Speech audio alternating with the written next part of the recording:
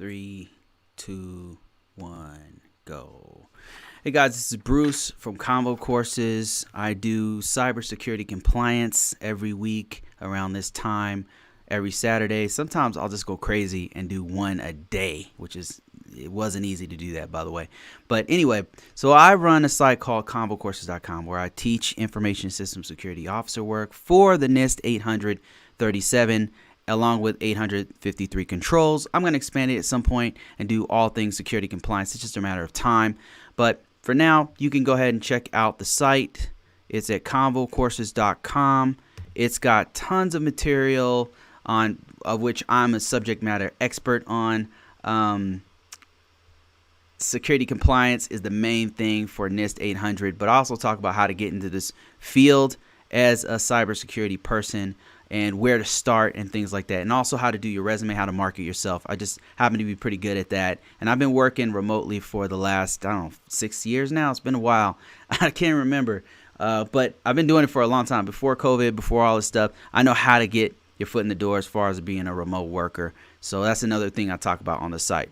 All right, so what I want to talk to you guys today about is something that is not normally talked about in cybersecurity. A lot of people, if you go on YouTube, you'll find a lot of people talking about courses on how to do ethical hacking or how to set up networks, or, take your pick of technical skills, right? There's tons of technical skills that you should have, that you can have, that's going to enhance your skill set as a cybersecurity person, which is great. But one thing I don't see a lot of people talking about is the soft skills. And it's ironic because the soft skills are probably as important. No, I would say they definitely are as important as the technical skills, because in cybersecurity, a lot of times what we're doing is we are actually talking to all walks of life within our industry. So it's very important that you know how to communicate with people. I want to talk to you about the number one soft skill. There's tons of soft skills you should know. Time management skills is one of them. Writing is one of them. Technical writing is one of them, especially if you're doing reports. So those are all really important. But let me just tell you, one of the most important, in my opinion, the most important soft skill that you need to have in any part of cybersecurity is communication. Communication, being able to speak, just like I'm doing now, being able to speak with people. And the trick is this. Let me tell you the trick about this whole thing. I'm going to bring up like a visual example here. So bear with me. I'm going to bring something up on the screen. And for those of you watching me on Facebook, I'll do the same for you.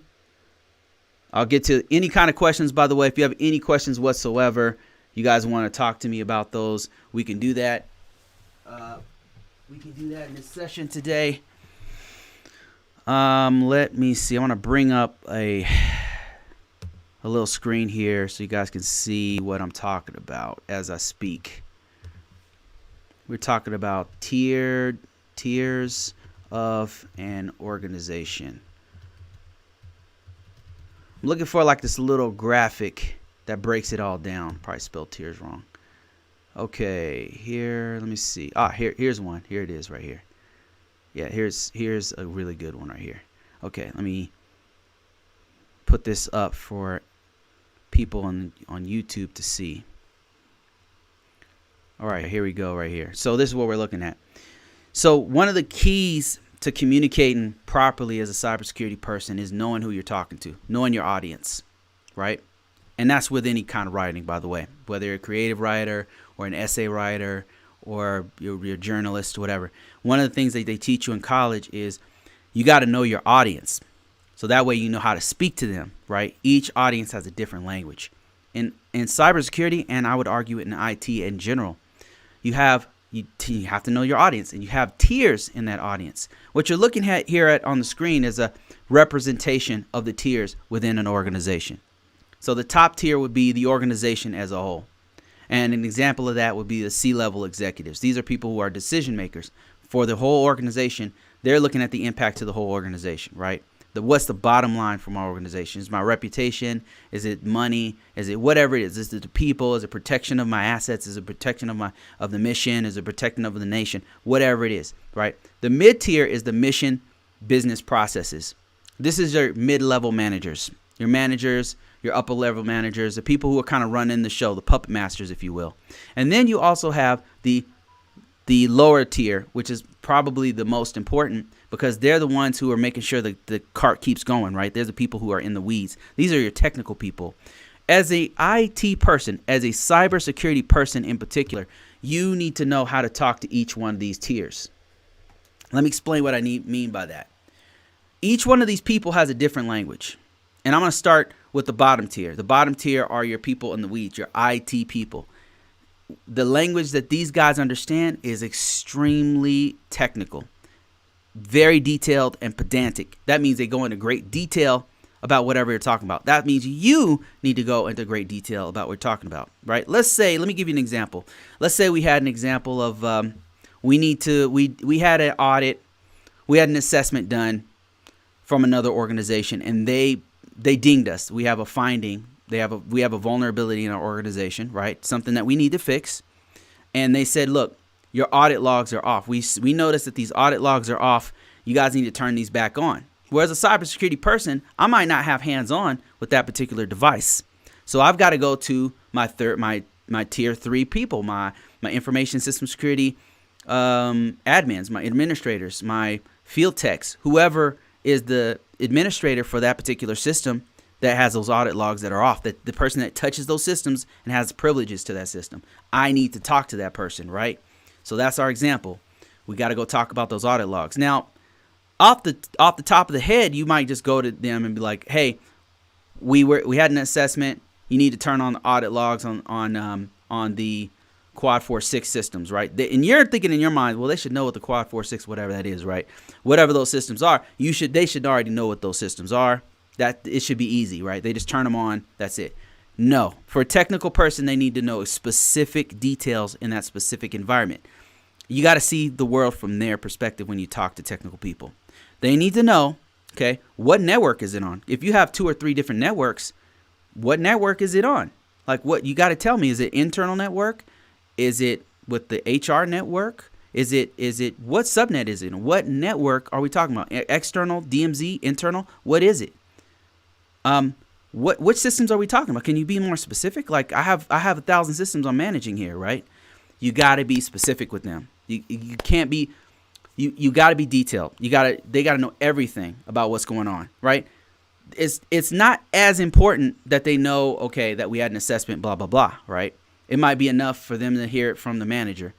They don't necessarily need to know about this assessment you had. But yeah, you could tell them that. The most important thing is they need to know what IPs. You want to give them the IPs. The IPs, the port number that was scanned, the ports that are needed for if you have it, the port numbers that are needed for the audit logs, where the audit logs are going to go. Like if you have a server, you need to know what kind. Is it a Red Hat server? Is it Windows server? The best thing you can do is give them a list. If you already have it, give them a list of the servers listed, right? Give them that. Say, we need these servers to have these event logs turned on. You got a list of the event logs too, because you got to remember, when they log in there, they're seeing 1,000 different events. Like, you've got error events, you've got application events. You got to tell them, we need these specific security events. We need to know when a person logs in and fails. We need to know whenever somebody tries to tamper with this and that file. We need to know, like, you need to have them a list of the IPs, port numbers if you have them, because sometimes, especially if you're sending the audit logs over their network, right, they need to know which network it is. Port numbers, they need to know which event logs. You got to be pedantic. You got to tell them specifically what you're doing. One of the things that's frustrating is that when I go and talk to them, sometimes they're like, they'll start asking, it sounds like they're trying to be like condescending, right? They'll ask me all these other questions. Well, which one is it? What's this? What's that? And it's like, I get frustrated because I'm like, look, you already know what systems it is. I just told you the system. Like, you can't be like that. You got to see the world from their perspective, and you got to know that they need specific IPs, specific event logs on specific networks. They got to know exactly what you're talking about. Okay. Now, if we're talking about your managers, it's different. It's different for managers, because the managers care about the assessment. They care. So for them, you don't need to really go into each IP or whatever, or each event, right? You might want to mention that they're security events or whatever. But the most important thing for them is the mission and the business. How do I allocate resources? Do I have the resources? The resources meaning people. Like, do I have the people to do this particular job? And are they available? And can they do that job, right? That's what so when you talk to them, it's different. You're gonna approach them and say, look, we had we had an assessment last week, right? The IG team came from the Department of Homeland Security, and they came and scanned our stuff. Here's the report, right? Here's the report. Here's where they had these audit logs. These audit logs right here, I don't know what audit logs to get. I don't know what audit logs to get. We got to figure that out. And I'm figuring that one out. But what I really need is help getting the IPs. Because a lot of times, if we're not hands-on, we don't know the IPs. We got to go to a subject matter expert to break it down to find out if we have all the IPs. Maybe when they scanned it, it doesn't have a complete list. We go to the manager. We tell them, here's the report from the assessment. What I need, here's what we need. Or we're going to get dinged again, right? That's going to affect our mission, right? Mission. They're all about the mission. So you don't have to go into the weeds with them, but they need to know the big picture. The big picture is super important to them. And now, what resources do I need, right? That's what they're thinking. What resources? So you're going to say, here's the assessment. Here's where we got dinged. We have audit logs turned off on these Red Hat systems. I need a Red Hat expert, right? I need our Red Hat administrator. I need to know which IPs that we need. We need port 514 open. We're going to send that data over to this server over here, right? What do you need? Okay, what do you need? I need a risk. I need an admin. I need a network guy, and I need a firewall guy, right? Those are the people that I need. And then they might go out and task those people to help you out. So big shift in perspective, right? The IT guy, the administrator, that dude's in the weeds. You got to be very specific with him. With the managers, they're thinking big picture, like how can I do this? What resources can we allocate to this, right? That's where their focus is. The last tier, let's look at this. Let me show you the screen here so you can kind of get what I'm saying here. The last tier is the upper tier. Tier 1, which is your C-level execs. These dudes don't have time to go into the weeds. They don't have time to mess around with the weeds, right? They're dealing with big corporate organizational type stuff. They don't have time to know each IP. They don't have time to know the names of the hosts of the systems. They don't have time. By the time you get to this person, you will have already talked to the manager. The manager will already have allocated resources properly. You will have already talked to the technical person. The only time you go to a C-level exec is when a decision needs to get made. Or if you kind of brief them on what has already happened, right? They don't have time to sit there unless it's an absolute emergency and a crisis, right? The system got hacked and all hell's breaking loose. And the disaster, even then, the incident response team is already doing what they need to do, and you're just briefing them on what's happening. That's it, right? But by the time you, as a cybersecurity person, gets to them, or an IT person gets to the C-level exec, you have all the details you need. You have an information overload. You have more than what you need by the time you get to the C-level exec. That's the CIO, the CSO, the chief executive officer, the chief security officer, the chief information officer, right? These people they're dealing with big funding issues. They're dealing with hundreds of thousands of dollars worth of deals. They're dealing with large contracts with major vendors. They don't have time to be in the weeds talking about 5 servers that need audit logs turned on. When you get into the meeting with them, you want to get straight to the point. You do not want to be pedantic with them. That's the last thing you want to do is go into great detail about the weeds and all that. You want to be as brief as possible. You got to keep it to an executive summary, a brief summary of what's going on, and get the hell out of there. If they ask questions, you have somebody on tap who can answer. If you can't answer it, you don't know cloud that well, have your main cloud guy right there, either on the phone, on the call, or right there in the office with you, ready to talk. If they ask, hey, what's the bandwidth? What's the throughput of AWS? Like, I really would like to know that. you know you're not going to know that. So just have your right-hand man there ready to speak up, right? And that person could just remain quiet, let you talk, and if they ask any questions about that thing you're talking about that's real technical that you can't speak on, have them speak up. That's it. You want to be as brief as possible. A lot of times you'll be most nervous with the C-level execs, but those should be your shortest meetings, to be honest with you, because by the time you get in there, you have all the details. You're getting straight to the point. That's it. Unless there's some kind of a crisis or something's going on, they have more and more questions, then it's going to be a long meeting, a really long meeting. The reason why you don't really, what sucks about them asking a lot of questions, or if you start going into detail that prompts them to ask even more questions, is because what'll happen is they'll send you on these tasks to get more information, and it makes more work for you. And it's like, it's work that doesn't even need to be like, it's like kind of like, we're already working on that. Why do we need to do this again? Stuff like that, So that is one soft skill that I would say that I have realized that I have, that a lot of cybersecurity people don't talk about. Like your hackers out there teaching you that aren't gonna, your network engineering guys who are out on the internet, even your risk management framework guys, they're gonna tell you about the controls and stuff. They don't talk about this particular thing, which is super important, because this is most of your job, is talking to all these different organizations, different pieces of the stakeholders and stuff for your system. The soft skills are super important. I cannot stress it enough. This particular one, in my opinion, is the most important. All right, guys, I'm going to open it up to any kind of questions or comments. Let me see. I've got a couple people watching me here. Somebody said, Sherpa said, I just found you recently on YouTube, and you have been very helpful to me to identify the route I want to take within cybersecurity. Oh, I appreciate that. I'm always glad to hear that. Yeah. Which direction, just out of curiosity, which direction have you been thinking about going in? Curious about that. Let me see. Somebody else asked, how do you brief C-level executive clients?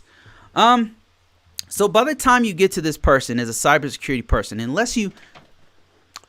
let me put this in context. This is a great question. So the question comes from King Kwame. He says, how do you brief C-level exec clients? All right, so I have a lot of experience with this one. So it depends, first of all, on what you're doing in cybersecurity. And this is not a cop-out. When I explain it to you, you'll understand what I'm saying. Are you a cybersecurity forensics person? Are you a cybersecurity consultant? Are you a cybersecurity analyst? It really depends. Are you a cybersecurity salesperson? Right? It really depends on what job you're doing. If you're selling something, then you're probably the first time they've ever seen this product or service. And so you are basically the spokesman for this particular product. You'll have rehearsed that product. You'll know all the things to say to sell this product, right? How do you speak to them? Be prepared. And that goes for any cybersecurity or IT person that's going to talk to a C-level exec. Success favors the prepared. This is what I do. I just prepare like crazy. I prepare till I'm not nervous anymore. Until it's just like off the top of my head. I could be asleep doing the briefing in my sleep. That's how much I prepare for it. And then if I can, I'll have a bunch of visuals that I can go by that I can show them what I'm talking about. That helps a lot. Be prepared.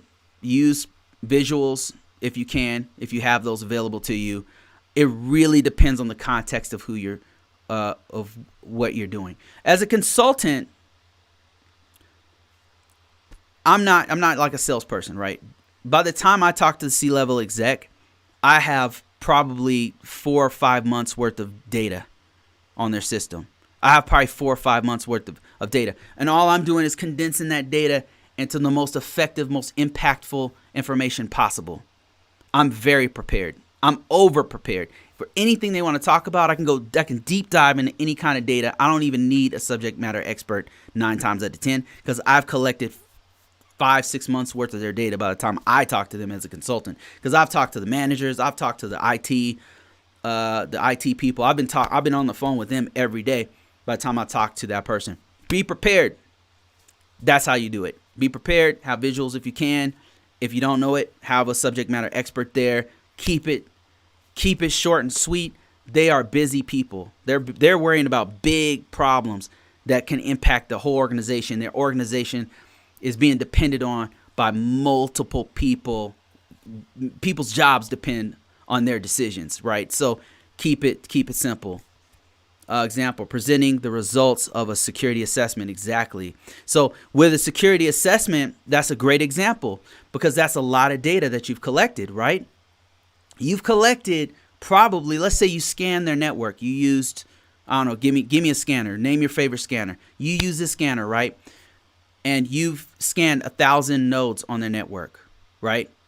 On top of that, you looked at all of their documentation. So you've probably looked at 500 documents from them, 500 different artifacts. You've conducted interviews, right? You've got literally 3 or 4 days worth of speaking information. If you went through every single control you hit, you went through every single interview, you've got 3 or 4 days worth of content that you could sit there and talk to them about, right? You could start in the day in 7 a.m. in the morning and then go to 4 p.m. the next day and then go the next day. And with an exec, you don't want to do that with a security assessment. You want to keep it to the executive summary. Your executive summary is going to be like a couple paragraphs, right? To begin with.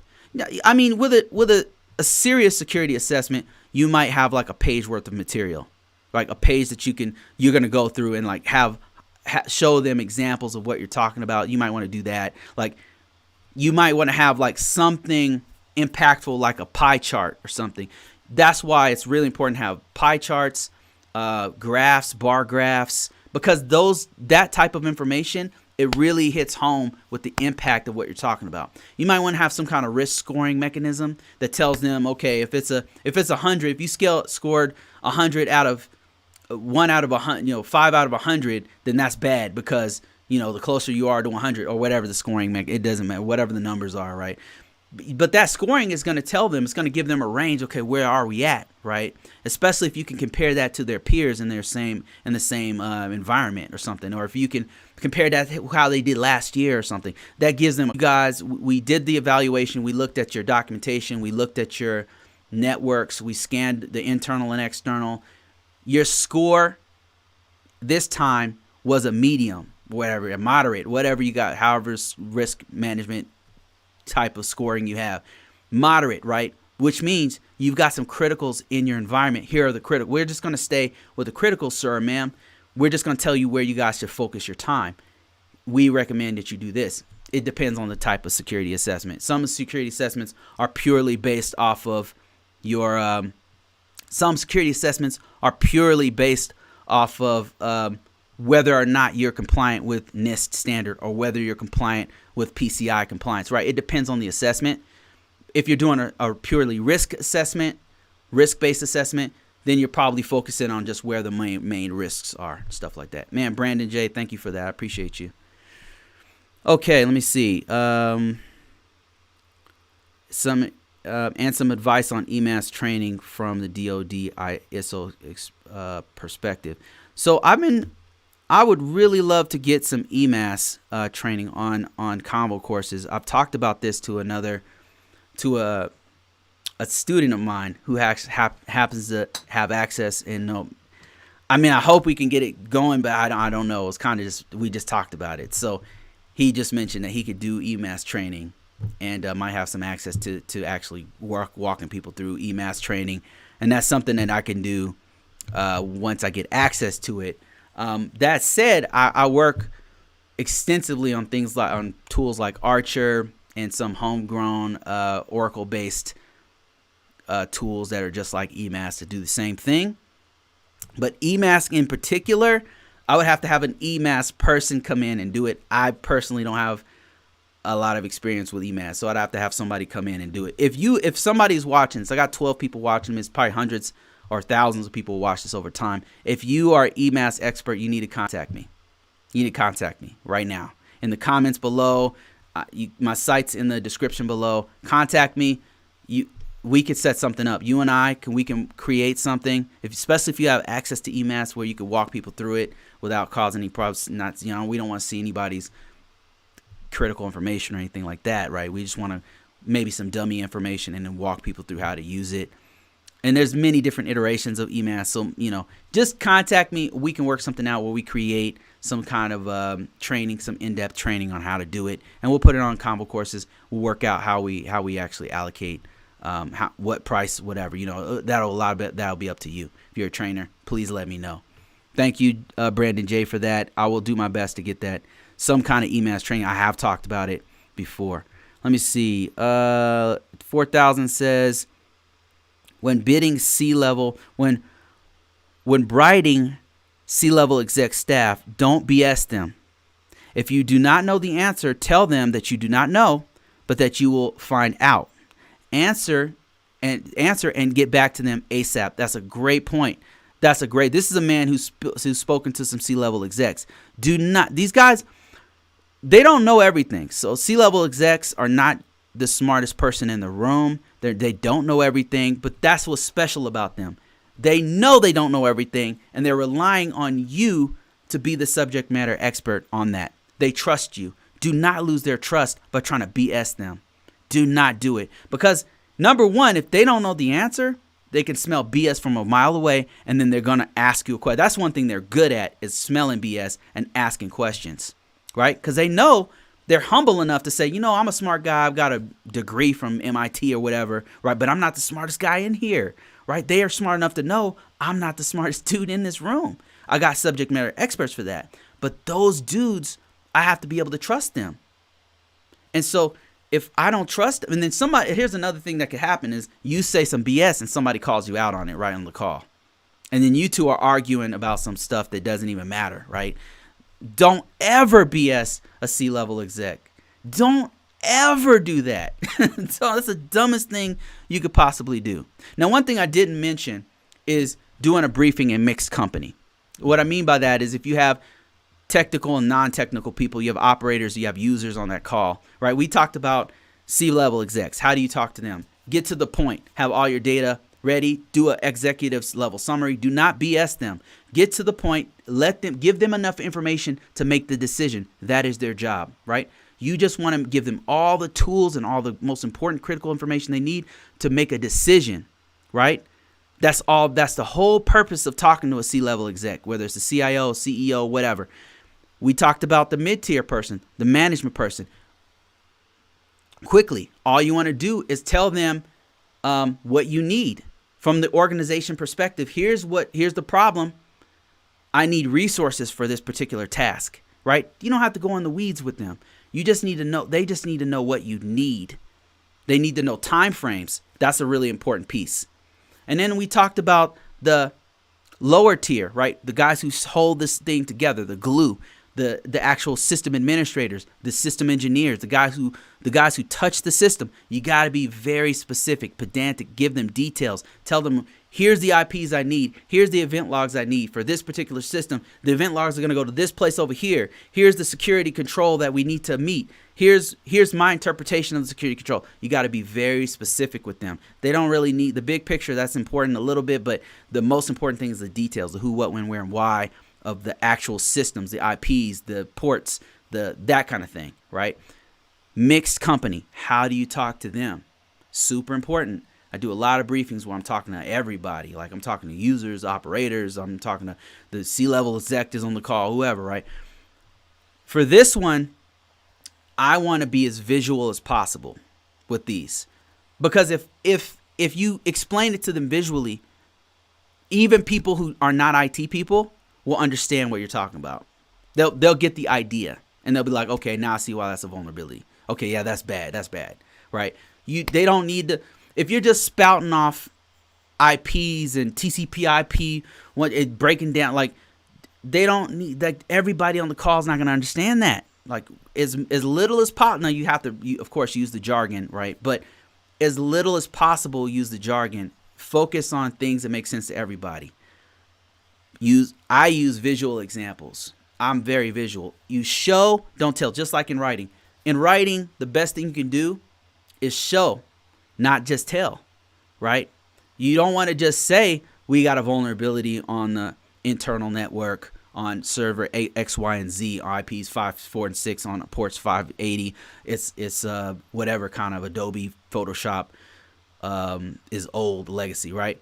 I just told you that, right? But how much more effective is if I show you a network diagram and show you this server right here and this server farm is affecting, here's the impact. It's affecting all these systems. This one application is affecting all these systems. It's a critical control. We have a deal.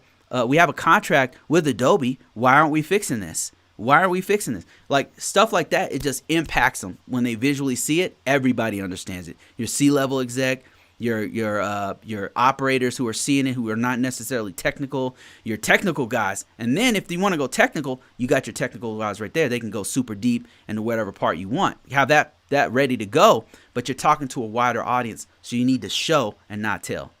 That's how I do it. It works. It really, really works. I can't tell you how many times after I'm done with the briefing, people like mind blown. They're like, holy crap. Like, I get it. Like, ding, ding, ding. That's okay. We got to fix that, you know. Let me see. I got some more questions here from Sherpa. He says, so I'm a veteran. I served in the Air Wing within the Marine Corps. I am currently doing a bachelor's degree in IT with a focus on cybersecurity using my GI Bill. I want to be an ISSO. Okay, this is great. So this is Sherpa. This is kind of what I did. I was in the Air Force. I did 8 years in the Air Force. I started off as a security forces person. I was a weapons specialist for like 5 years, and then I cross-trained, is what we call it.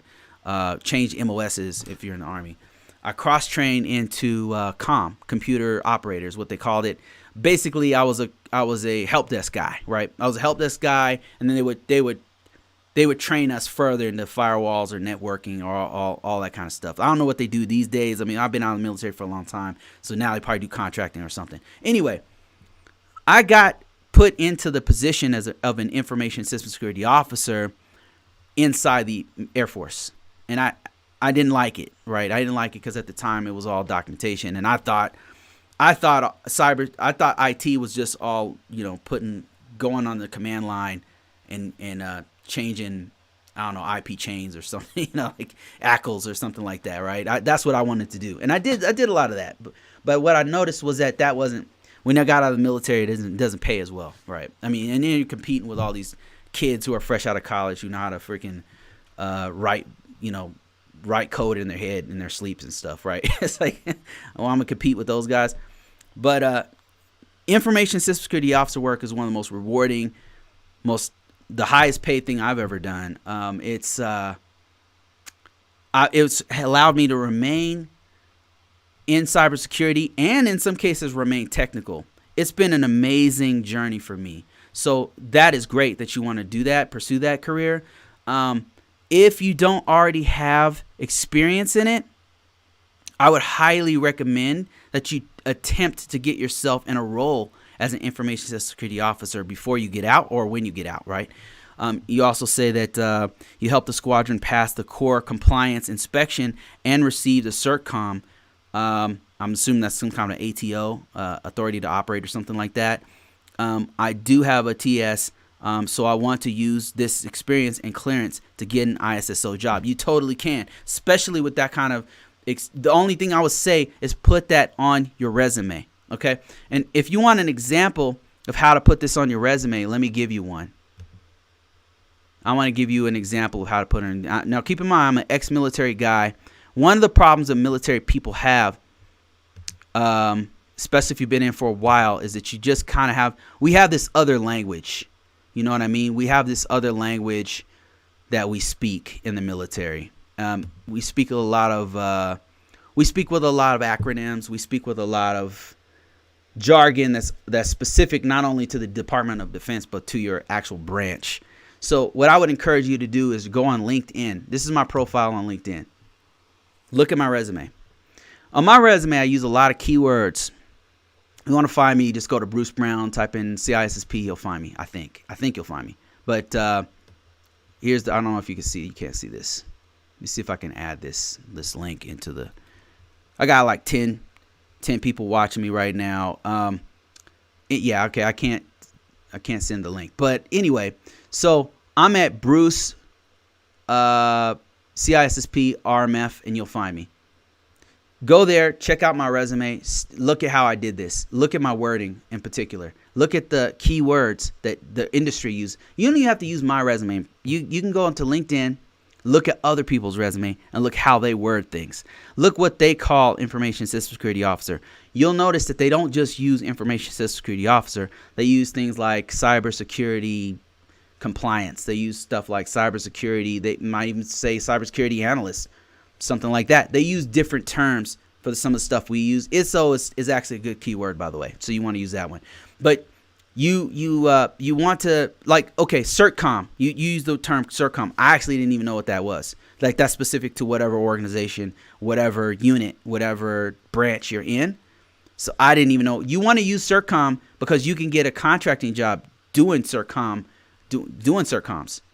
However, what you also want to do is add things like other terms like authority to operate, or you might want to use attained a certification for, right? Just use the types of terms that are being used in the industry, in the civilian industry, right? And you want to use terms like NIST 853, NIST 837, because that's what you're using in the Department of Defense. They call it, I don't know what they're calling it these days, DOD, for DOD Risk Management Framework for IT or something like that. They have a different term for it. But the commercial term, here's the funny thing. They're doing the same thing. They're doing the same thing that we're doing. The same thing that you're doing right now to get that CertCom is the same thing they're doing at Northrop, at Lockheed, at all these organizations that are paying six figures. You just got to use the right terms. That's it. NIST 853, NIST 837. That's what you're using. You're literally using the same controls. You just got to put those same keywords on your resume. If you want examples of that, what you do is you'll go to, I'm on LinkedIn right now, but you could probably do this with Monster or some of the other sites. And what you want to do is type in, watch this. I'm going to type in ISSO. Now, what this is going to do is come up with a ton of jobs and resumes from other people. And before I go any further, you guys should know, if you guys are interested in getting into this, breaking into this field, if you're super excited about stuff I'm talking about, and you like really into security compliance, and like, man, I want to get that money looks good. It's such a secure job. It is. But if you're interested in getting into this field, I teach a very in-depth course about this. I'll talk about the foundations of risk management framework as an ISSO. I'll talk about the controls. I break down the actual controls and how to interpret them, and then the documentation that you need for this. Go to convocourses.com, link in the description below, and it will show you how to do this. And another thing that I do is I teach people how to market their resume. If you're really interested, and by the way, it's something I've used personally for many years and has worked for me. I've not been without a job, even through 2008 collapse, even through, like, no matter what happens, I have a job. As long as cybersecurity exists, I will have a job. And the reason why is because I know how to market myself. That's the name of the game. Anyway, so I've got another course on resume writing. This is stuff I actually use for myself. I've got one on how to market your resume, which is super important. But I'm going to give you some free game right here, right now. So anyway, back to what we were saying. So go to LinkedIn, type in, if you can follow with me if you want. Go to LinkedIn, type in ISSO, Information System Security Officer, or you can type in the whole word if you want. But we're looking for keywords. So ISSO, right? You can right away see people with ISSO right in their resume. So ISSO is a keyword. Now, what's important is the top person in this, right? The top person, that means that they did a really good job on their resume. They did a good enough job to where it's one of the top search rankings for me. So if I go through their resume, I can see the keywords that they've used. Use the same keywords that they're using. Don't use the Air Force. I mean, you can use the Air Force's jargon or the Marines jargon or something like that, because you might land a contract on people who are trying to do that. But I'm saying expand your horizons by using the keywords that everyone else is using. Go right to their resume and look at the keywords they're using. Look at the jobs they have, right? Look at all these keywords she put in here. She put Northcom, NORAD. So you could put all that stuff in there. Spell them out too. Like, here's what she did. She put Security Assessment Plan, right? SAP, right? This is how you do it right here. This, how she did it is exactly how you do it. Risk management framework, RMF, right? She knows the keyword game. That's how you do it right there. That's how you do it. You can look at my resume, but to be honest with you, there's literally millions of resumes out there you could choose from to check it out, right? So yeah, go ahead and go to LinkedIn, check that out, get those keywords on your resume. That will land you a job. I think I had another question about this, by the way. Let me see if I can find that question. I was going to address these in a second, but this is very reminiscent of one that I had. Okay, somebody said, same thing. I get a lot of vets on here, right? And it's just a shame that they're asking these kind of questions. 20-year Navy veteran with a CISSP, a CISM, and a CASP. My God, that's a lot of professional level certifications. All those are very good certifications, by the way. I've been having a tough time landing a job after the military. I think it has a problem to do with my resume. Would you have time to take a look? You know, this is exactly what I'm talking about. This is why I wrote this course. This course right here, resume marketing course. This is about how I've been marketing myself over the years, and I've not had a job. I've not had a problem getting a job since I did this. Tells me how I find keywords, how to put them in there, where to put it, how to put it in there, where everything. Like, it's very intimate.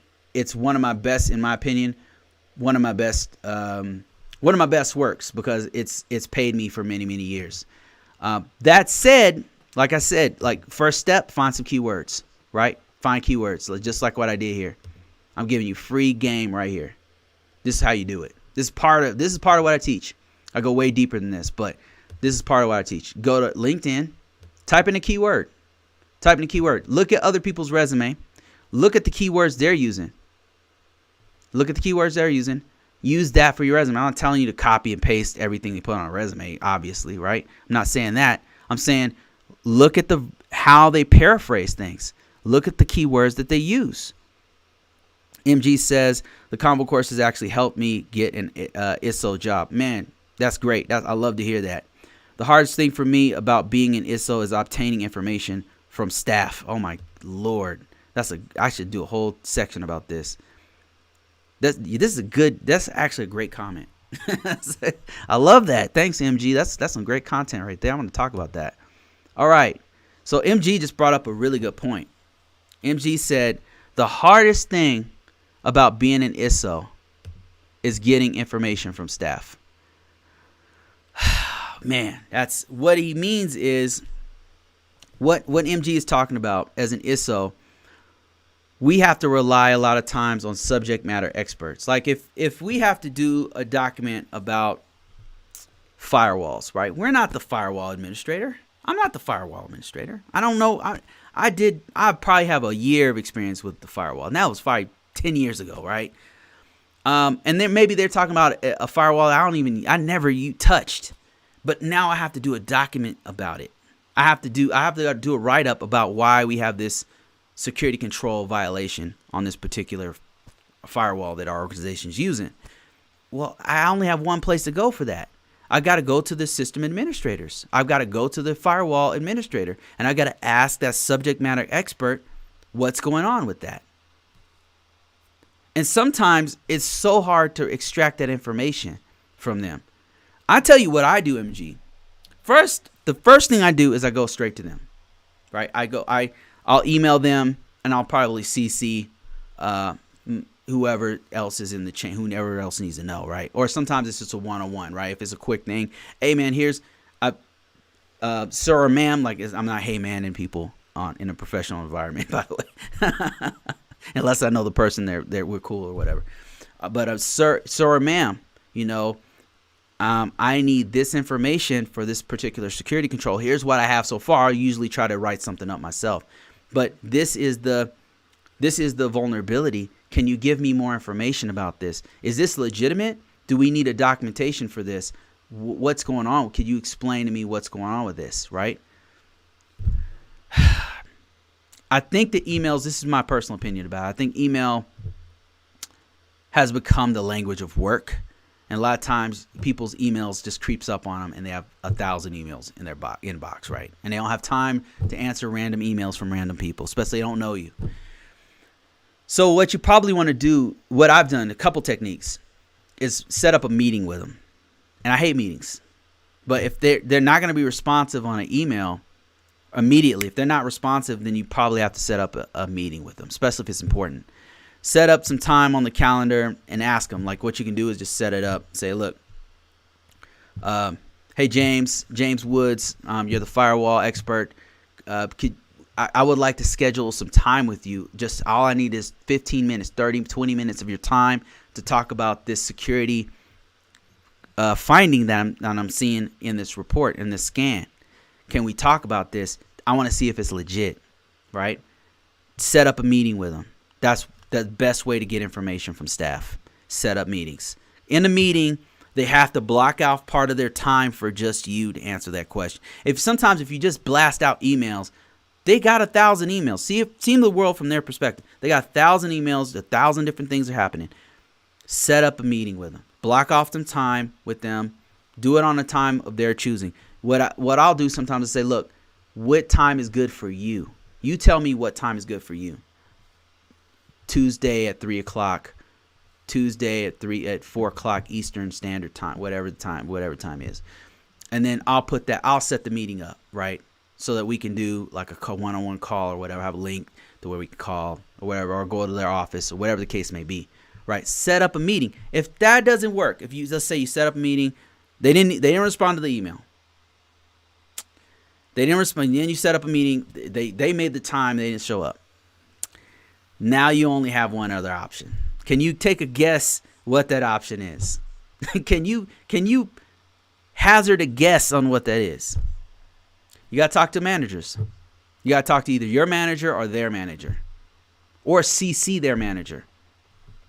I mean, I hate to go the nuclear option. It sucks to have to do that, but sometimes you got to do that, right? Especially if it's really important, because what you don't want to do is have it come to the point where, hey, what happened to this? This was supposed to be done 5 months ago. Like, what happened? You forgot about it, right? It fell off the radar, and you sent an email to Joe Schmo 5 months ago, and they didn't respond, and you forgot.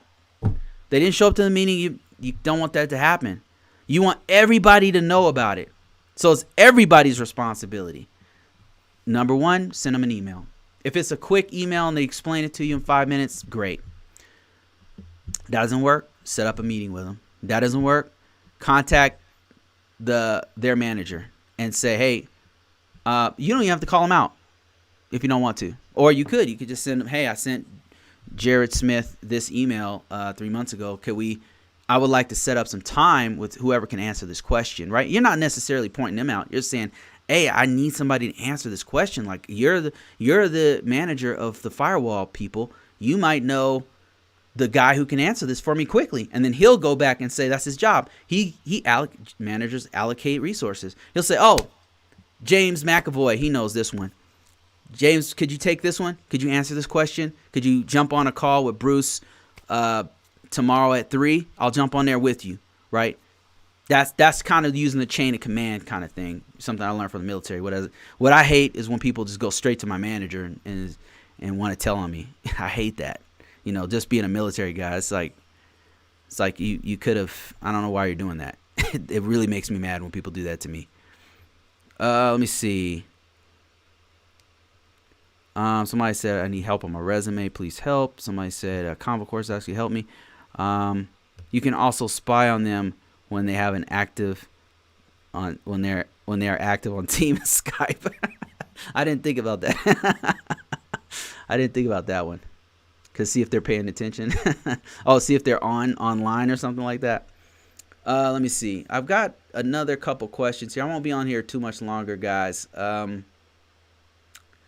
I did have some questions on YouTube that I could answer. I've been on here for about an hour now, so I'm almost done. So if you have any questions whatsoever about risk management framework or getting in this career field, feel free to ask. If I don't know, I can always do some research.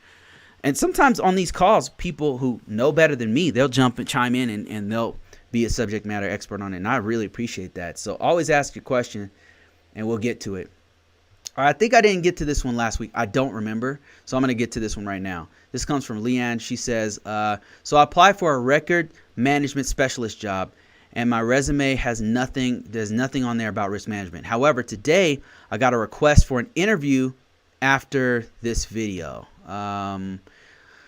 I got a request for an interview, and after watching this video, I'm basically going in as an eager person to learn. My current job is an administrative assistant for the government. I am studying for a risk management framework and NIST documentation, and I have tons of customer service experience, but not much on the IT and cybersecurity level, more on the administrative and sales level. But one of the things I pride myself on is a willingness to learn and research information, and I'm a diplomat that enjoys creating harmony between organizations in hopes that the workflow is more positive than negative, and I need input on why the organization would consider me for an interview. And because I'm told I'm not an IT professional. Funny thing is, my husband is a cybersecurity policy guy, and any help towards the interview process would be great. Okay, so anybody in this position. So she asked 2 questions I think I can answer. She asked, first question was, I'm reading above my boy, that's why I'm like squinting, and so I need the glasses. It says, I need input into why the organization would consider me as a non-IT professional. Okay, I have thoughts on that one. And the other question is, to help with the interview process. Okay, I can answer both these. First question, why would they consider you? It could be, this is my guess, my first guess would be that the technical recruiter doesn't know enough about risk management framework to know that you have to have some kind of IT background. That'd be my first guess, because I get a lot of calls. The reason why I say that is because I get a lot of people contacting me. I got one just the other day about a content creation person. And when I read through it, I thought first it was a SEAM, because I used to do SEAMs, and we did content creation. We have to create like an algorithm to gather logs. It sounds way more glamorous than it actually is. But you have to make this content on a system called ArcSight that's now been getting destroyed by Splunk. But anyway, it's a security information and event manager. It takes all the logs, and what you have to do is there's literally millions of logs, right? So you've got to be able to program the system to only see certain logs, right? I thought that they were talking about that because I've done that in the past. But the way they were talking about was something else, and it was something that I didn't have any experience on, and I'm just thinking to myself, it must be the actual technical recruiters reaching out to me. They just don't know that job, and a lot of times the first person who contacts you is somebody who's not familiar with our career field, so they just don't know. That would be my first guess on why they contacted you. Another one would be that you have some organizations, this is rare, but they'll reach out to somebody whose skills are more interpersonal, right? They don't necessarily want a technical person. They want somebody who's going to be more of an administrator type person. And I'm trying to think of a time that I know that this has happened in my career. I've known some IT professionals who did not have a lot of experience or background in IT, but they normally had a degree or something in IT. So even if they had no experience, they had something. They more were like an administrator. Yeah, as a matter of fact, I know a couple people like this. So they were more of like an administrator in their past life, but they were super geeky. Like they were really into it and they had a degree, but they'd never done the role before. And they were, as a matter of fact, they worked right beside us, but they were an administrator type person. But they had a degree and always talking their ear off about IT stuff, right? Because they were just obsessed with it. And they were trying to get into that role, right? And so they were offered the job. They were given this job, and that's a great experience. That's a great opportunity for you to actually grow in that role and actually get experience with it. It's going to be a baptism by fire because you're going to have to learn on the spot. Like learning it in a book is a lot different from being hands-on and talking to technical people who don't, who don't care what you don't know. So, and they're not there to teach you. So Yeah, I mean, it's probably somebody who doesn't know, but it could be somebody who they want to just get you in and train you for themselves because they want a more administrative type, interpersonal type person, which I've heard about happening before. I work people like that. They normally have some kind of background in IT, like a degree or something. But yeah. And then the other question that you have is, any help towards the interview process would be great. Okay, so I've got a really something of a not super popular video, but fairly one of my most popular videos, put it to you that way, is where I break down this process. It's something I happen to be pretty good at doing interviews, and I break down what to expect from the interview, and I want to show you that right now. So what I'm doing right now is, let me show you what I'm talking about here. Show you what I'm talking about. I'm going to go to my channel, and I'm going to show you what I'm talking about. So let me just switch this on Facebook. And I'm going to show you, if you go to interview, actually, if you go to videos, let me see if I can find it. Playlists. One of my most popular playlists is having to do with, okay, well, I can't find it here. So let me just type in interview. I'll talk about this quite a bit. What I'm trying to do is show you a really good breakdown of what I would do, what I do in interviews. Here it is right here. This video right here. This breaks down what to expect in an interview, what kind of questions they ask, and then what my responses are. So just to break it down in a couple minutes. Number one, I talk about what kinds of interviews. Usually in the IT or cybersecurity interview, risk management framework in particular, there's 3 different interviews. There could be 4, 5, 2, but there's usually 3. On average, there's 3. Okay, this is coming from somebody who's done hundreds of interviews, sitting on both sides. I've sat on this side interviewing a person. I've sat on the other side getting the interview. 3 different interviews. The first one is usually from a technical recruiter. They don't really know anything. They don't know about the organization. They don't really know about risk management. It's not their career field. Their career field is recruiting, right? So they're not going to know. So they ask a certain types of questions. They're kind of just trying to see if you're a good fit for this organization. So it's very general questions, very high level general. What kind of range are you looking for? What are you willing to relocate? Or where do you live? Do you have these certifications? Do you have this? I see that you've worked here and here, and that's it. If you hit those 5 or 10 boxes that they have, boom, they're gonna send you to the next level. The next interview is normally it can be one of 2. It's either gonna be a manager, the person who's gonna be the supervisor or manager of your position.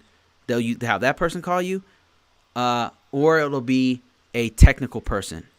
A technical person who works in that field. And in my opinion, the hardest one is the technical one. The manager guy, he's kind of just trying to see if you will be a good fit within the organization, like within the team. Like they manage that team, and they want to see if you can say, they'll sometimes ask, like, can you handle difficult customers? Like that, they like that question. So be prepared for that one.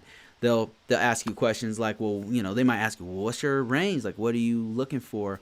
Can you travel, right? They're kind of giving you an indication what the job is about, right? How much travel can you do? Are you willing to do X amount of travel? Let me tell you a little bit something about our benefits package. Let me tell you a little something about, this is an opportunity when you talk to the manager to really go in on you interviewing them. The interview process is as much about you interviewing them as them interviewing you. You need to know about the company. And you should do your homework before you even talk to them. And then the last interview, the hardest one in my opinion, is the technical one. They're going to ask you specific questions that they're dealing with, right? They're going to ask sometimes situational questions, field-based questions. They're going to ask you questions that are in their field happening right now. And sometimes they'll even want you to demonstrate for them. Like, okay, you're a Cisco guy, type in this command. Like, how would you save the Cisco config, right? I've had those interviews where they're like, I'm at the Cisco Cisco console, and they're saying, okay, how do you save the Cisco config? How do you go into the privilege mode of Cisco? How do you set up routing for the Cisco device? Like, they'll ask you like technical in the weeds questions. For risk management framework, they'll ask you things like, well, what do you do for certification and accreditation? Have you ever done that before? Can you give me an example of what you would do for assessments? Can you tell me, can you interpret the IA controls for me? What kinds of things have you done for configuration management? Like what has been your role in there? Well, they'll ask stuff like that, like very in the weeds kind of questions that they're dealing with on a regular basis. What will you do with a difficult customer is what the managers will ask. Can you give me an example of you dealing with a difficult customer, and how did you deal with it, right? And you give them an example of how you deal with it. So my number one thing with interviews is to practice. Know what the organization is about. Like, go read what the organization is about and their benefits package. And if you can find it, like on Glassdoor, go there and figure out what other employees are talking about with it. Like, see what their comments are on it, right? And then rehearse it. Rehearse your own resume. Go through what you're going to say. Look at their job description and practice what they're basically giving the answers to the test. Interview process is them giving you answers to the test. When they give you the job description is telling you what they're going to ask you. And then you go through that and be like, okay, how am I going to answer this PCI question? How am I going to okay, they're going to ask me specifically. Look at the stuff that they require. The preferred stuff, they're usually in a, let me just show you. So if I'm going to go to Indeed.com. Man, I need to really get a mouse. I'm going to go to Indeed.com, and I want to show you what I'm talking about. Indeed.com, and I'm going to type in ISSO jobs, risk management framework, RMF ISSO jobs, right? It'll come up with some ISSO jobs. Let's look at this one right here. This one's in Colorado Springs. Let me show you guys on Facebook. This is in Colorado. I'm on Indeed. You can follow with me. It'll follow along with me. I just went to Indeed.com. I typed in ISSO RMF. You can type in wherever location you're at or near. When you go to the job description, what you want to really pay attention to, like you want to do your homework on what the company's about. Don't skip that part. Sometimes I'll have a breakdown of what the customer's about. Like, you want to go here. Like, this has the actual company, right? Go here, do your homework on this. What is this company about? How much do they normally pay? What do they do? What's their industry? Stuff like that, right? Job description, read through that. What is it they're trying to have me do? Look at the responsibilities and the specific task. They'll usually have something like, these are the required skills. Here it is right here. Here's the required skills that we want you to have. They're going to really ask you about these things. And if they go so far as to put this stuff in there, this is even better. This is really good details. What do you do day to day? Read through that and be ready to respond with whatever they ask you. You know what I mean? So they'll sometimes have another part on here about preferred skills.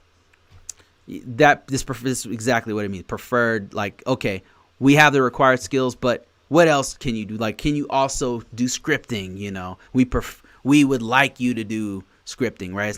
If it's a requirement and you don't have it, then you're probably not going to get that job, you know. But if you fit like 50 out of 51 things, and there's one thing you can't do, go for the job. Go for it. Hope that answers your question. I kind of really long-winded on that one. Okay, let me see.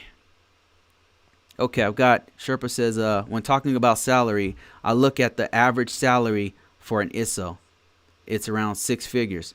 Me having not much experience, what is the best salary to ask for a new person? It really depends on a few things. That's a great question. So the question that he's asking is, as a new ISSO doing risk management framework, I imagine,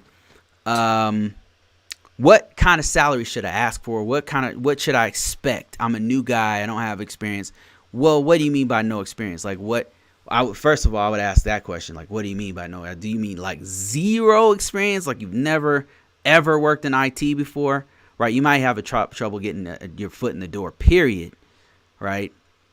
But if you want to know like what to ask, let's say you have a year worth of experience, or you're an IT guy, you're a help desk guy, and you're trying to get into risk management. You know enough risk management. You know you can get your foot in the door.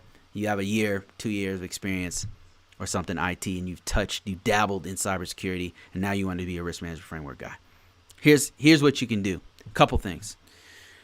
You can look at the industry standard. You can do this on LinkedIn, but Glassdoor and salary.com is probably two of the best places to look. They'll show you the median range to expect. So this one right here tells you a little bit. But if I put in, I put ISSO here, right? You can put entry level, and entry level is going to give you some idea what the range is. So no entry level. Oh man. Okay, I got to get rid of this location. That's another thing. It depends on your location. So I can't sit here, Sherpa, and give you a specific answer because it depends on where you're at. If you're in Virginia, the pay is going to be a lot different for an entry-level person than it will be for somebody in Omaha, Nebraska or something. But you can get some idea by going to Indeed.com and type in just what I just put. ISSO entry level type positions, and look at what they're giving. Another thing you can do is go to Glassdoor salary. I can watch this. ISSO salary. Right. I'm looking for this one graph that they have. Okay, here's one. Look at this. So this is telling you the top earners are at 150,000, 11,000 a month. 75% of the people they don't quite make 130. They make about 121. Average is about 93. Kind of touching the edges of six figures. The lower 25% would be 85,000. That's still pretty good, right? So let's go here, and it's telling me in Colorado, right?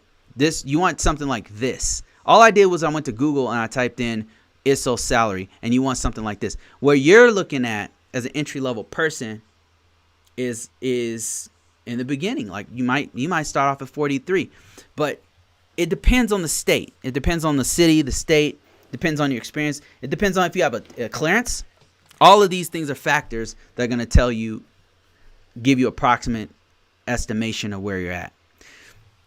I could tell you if you have a degree, a lot of organizations, and the reason why a degree is important, like the most important thing is experience. All right. I don't want you to get it twisted. Like the most important thing is I'm not one of these certification guys who thinks, oh, just get this certification and it's going to solve all your problems.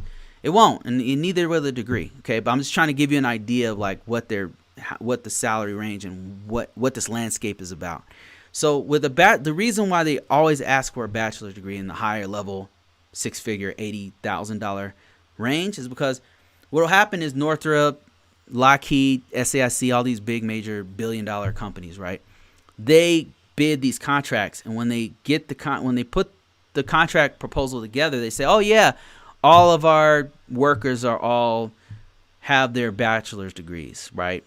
And they all have a Security Plus, and they all have this, and they all have that, right? They fit within this document called the 8140 or 8570. 8570 breaks down like what each information assurance technical and information assurance manager type person should have. And so when they put the proposal together, they have to put that in there. Oh yeah, everybody has a bachelor's degree. That's why so many people they ask for the bachelor's degree when you're looking for those upper echelon type jobs. So the degree, that's what it gives you, right? And if you get a master's degree, you're going to get a little bit more, and they're going to try to put you in like more of a management type position because less people have the master's degree, and that's what's one of the requirements that the military, the Department of Defense, ask for. Now, I can't speak on the financial sector. I haven't worked directly in the financial sector, so I wouldn't know. But another one that they look at is certifications. Certifications there's some jobs you don't even need a degree. If you have a certification, you can get in there, right? You have experience and a certification, you can get in there. But all that said, if you have experience, it trumps everything. Experience beats certifications every day of the week. Experience beats degrees every day of the week, especially if you're good at it. That's really what they're looking for.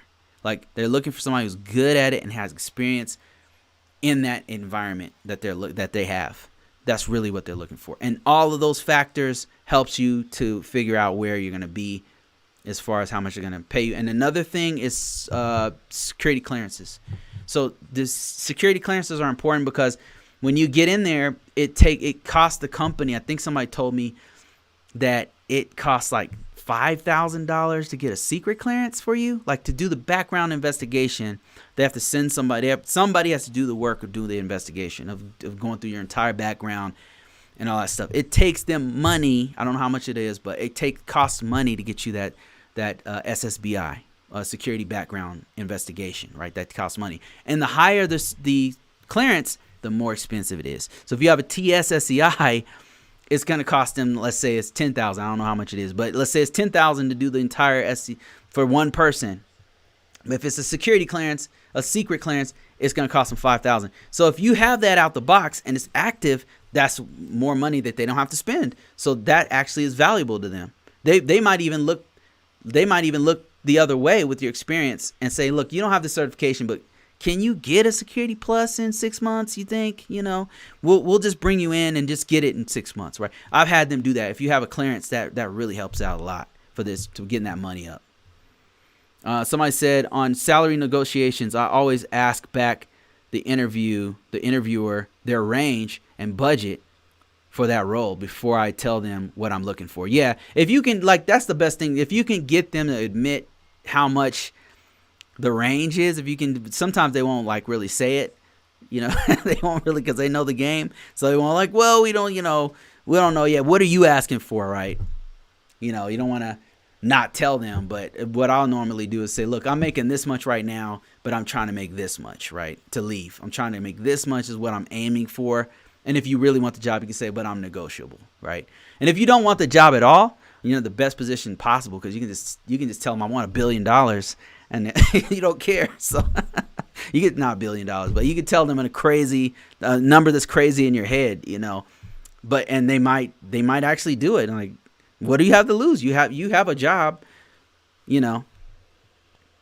Okay, let me see here. Let's see. King Kwame says, I agree. Go for a junior level role while getting your BS. Most employers look at the industry certification like Security Plus and CAP. Another good industry level certification. Well, if you're entry level, Security Plus is awesome. Security Plus is one of the best for security, for cybersecurity. Oh, Tom says it's a state law in Colorado. Do you mean the certification or having a degree for that position? Yeah, it's a federal law as well.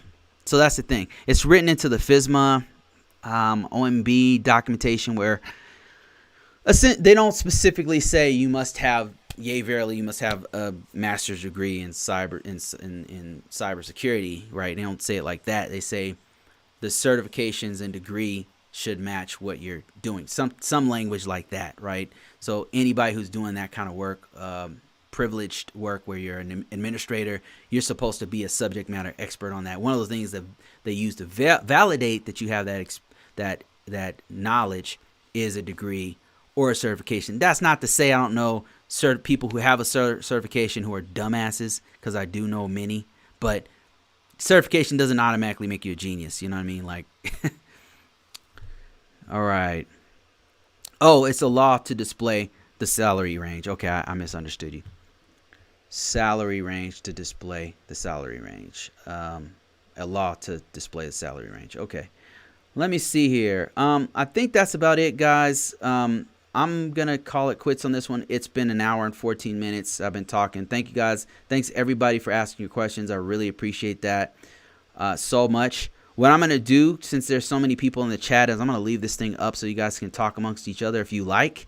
But I will be doing this next week, same time next week. About 1 o'clock is when I do it Mountain Standard Time, where we talk about this. And it's really good to just talk to other professionals in the industry and get their take on certain things. And I can kind of gauge what's going on. It's really cool. I appreciate everybody. I'm on Facebook. I'm on TikTok. I'm on, of course, YouTube. So just check me out there, and talk to you guys later. Take care.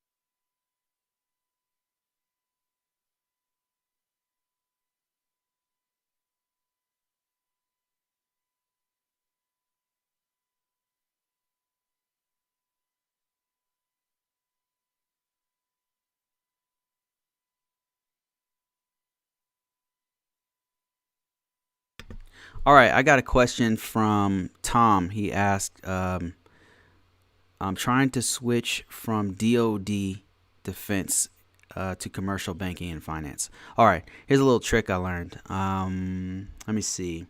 So I'm on LinkedIn right now. So I went to LinkedIn and I typed in financial industry.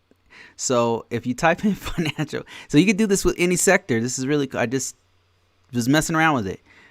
And if you go to financial sector, if you go to financial industry, it'll come up with a bunch of jobs in that industry. And what you can do, what I would do if I was Tom and I was trying to get into the commercial banking industry, is I would look up jobs there. Like, for example, this one that popped up. Wait, no, that's not good. This is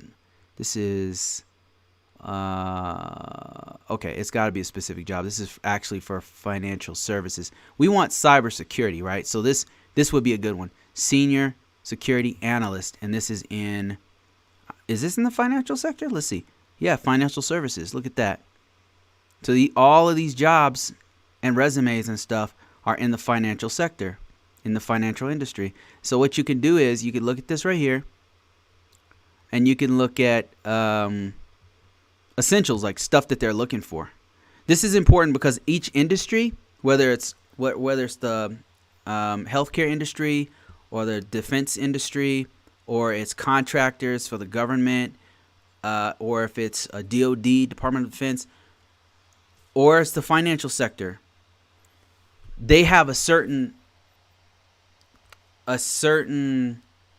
types of products that they'll normally use, certain kinds of services that they need, certain kinds of skill sets that they need. So what you want to know is what kind, in that industry that you're trying to get into, what kinds of technologies, what kinds of skill sets, what kinds of degrees, what kinds of experience are they looking for? And this is telling us right here. So this is in the financial sector with DLL in Las Vegas. It's a senior security analyst, and you can look through this and see the essential things that they're looking for. They're looking for somebody with SIEM or event management experience, EDR, XDR. They're looking for SOC experience. But this is a managing position, so it's more like management type stuff. But SCIRT, I think that's incident response team. IDSs, they're not really specifying what kinds of IDSs. I'd be interested to know that. But what you could do is just score an interview with them and ask them, like, what kinds of technologies are you using? If they'll tell you. So that's one of the things that you could do, and you want to do it with more than one. Of course, you want to not just use this one, but go down the list and look for other cybersecurity jobs that are in that industry. Like I can literally just keep going through these. Keep going through and finding more cybersecurity positions. Here's another one. This is with U.S. Bank. This is for information security risk compliance. It's either remote or in Minnesota, and it's telling you kind of what they need. Responsibilities, boom, it's telling you right here. What you want to do is go back to your resume and highlight all those things if you've done those things before, or just go get the skill set. While you're at your current job, try to get the skills. If they say, hey, we use NIST 800, we use SOC, Sarbanes-Oxley, we use this or that, get smart on that stuff. So that's what you could do. Like, let's see if there's one for the healthcare industry. Like, if you wanted to get into the healthcare industry, you could just go, I'm in LinkedIn, healthcare industry. Yeah, look at that.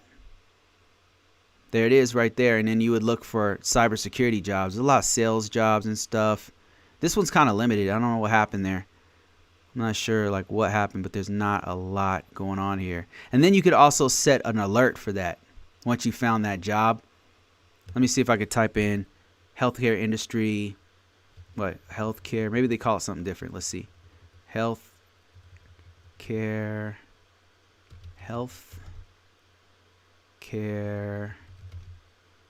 That's normally what they call it, is healthcare industry.